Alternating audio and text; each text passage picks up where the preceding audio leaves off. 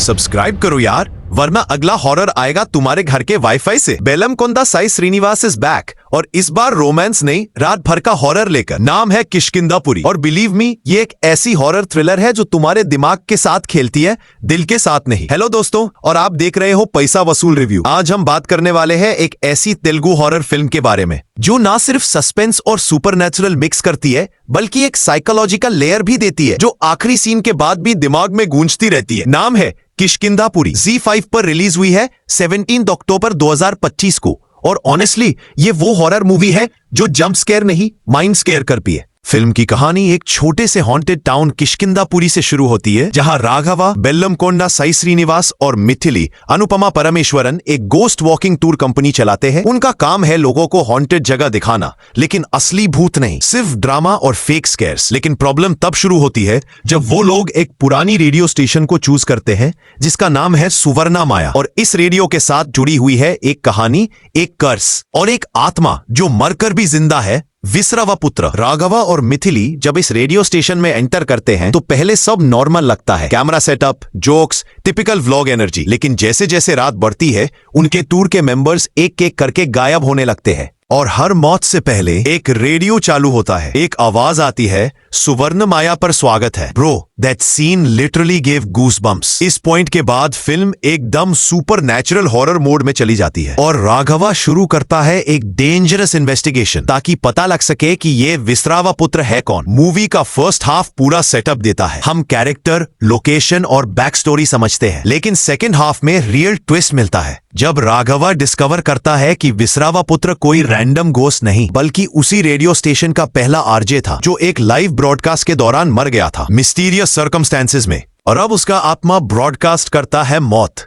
जहां तक उसकी आवाज जाती है, वहां से जिंदा इंसान नहीं बचा। बेलमकोंडा साई श्रीनिवास ने इस बार प्रूव कर दिया कि वो सिर्फ मास मसाला हीरो नहीं, एक सीरियस परफॉर्मर भी है। उनका बॉडी लैंग्वेज और फियर एक्सप्रेशन कंट्रोल्ड और रियल लगता है। अनुपमा परमेश्वरन वंस अगेन सरल येट इफेक्टिव, ना ओवर एक्टिंग, ना मेलोड्रामा, सिर्फ रियल रिएक्शंस, जिससे हॉरर और ऑथेंटिक लगता है। सैंडी मास्टर एज विश्रावापुत्र, भाई एक अलग ही वाइब। उसका एंट्री सीन जब रेडियो के ग्लास के पीछे से दिखाया गया, with flickering lights and that eerie sound design, pure cinematic goosebumps. और बैकग्राउंड में मकरंद देशपांडे और तनिकेला भरानी जैसे seasoned actors, they hold the emotional and mythological side beautifully. अब बात करते हैं चैतन भरद्वाज के म्यूजिक की। यार, background score is the real hero here. Every radio static, every whisper, every click sound, it adds one more layer of tension। जब राघवा और मिथिली के बीच में एक सॉफ्ट बॉन्ड दिखाते हैं, एक हॉरर फिल्म में इतना मेलोडियस रोमांटिक ब्रेक मिलता है,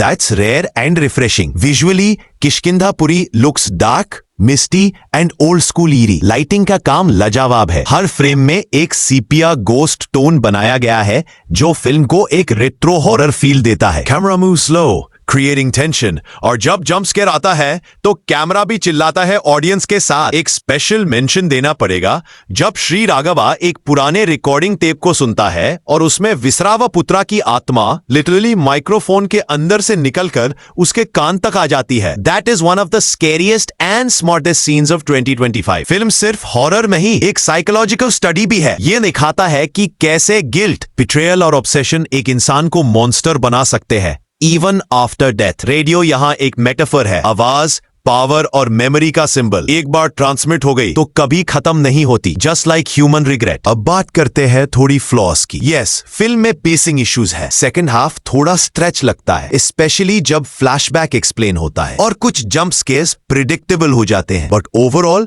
these are minor compare to the gripping narrative. और फिर आता है that open ending. Last scene में राघवा एक रेडियो के सामने बैठा है और सडनली स्टैटिक आता है, एक वॉइस विस्पर करती है, broadcast not over yet, screen cut to black. मतलब विश्रावापुत्र अब भी जिंदा है, और पॉसिबली किष्किंधापुरी 2 की हिंट यही थी। देखो, अगर तुम हॉरर के फैन हो या तुम्हें तुम्बड़, 13B और द कॉन्जरिंग जैसी फिल्म्स पसंद हैं, तो किष्किंधापुरी तुम्हारे लिए एक पैसा वसूल हॉन्टेड राइड है। ना बस डराता है बल्कि सोचने पे मजबूर करता है। एंड बेस्ट पार्ट, कोई चीप कॉमेडी या क्रिंज नहीं, पूरे cinematic horror with emotions. So from Paisa Vasool review side, this movie gets 4 out of 5 stars. 1 star सिर्फ इसलिए गया क्योंकि हम और ज्यादा विसरव पुत्र कंटेंट चाहते थे। तो गाइज, अगर तुमने किष्किंधापुरी देखी है तो कमेंट में लिखो किस सीन ने तुम्हें सबसे ज्यादा डरा दिया, और अगर नहीं देखी तो ZE5 पर जाके देख लो, लाइट्स बंद करके, हेडफोन्स लगा के, क्योंकि हॉरर बिना साउंड के अधूरा लगता है। और हाँ, सब्सक्राइब करना मत भूलना, वरना विसरव पुत्र खुद तुम्हारे चैनल पे प्रीमियर कर देगा। मिलते हैं नेक्स्ट वीडियो में, और ये था एक और Paisa Vasool review. Till then,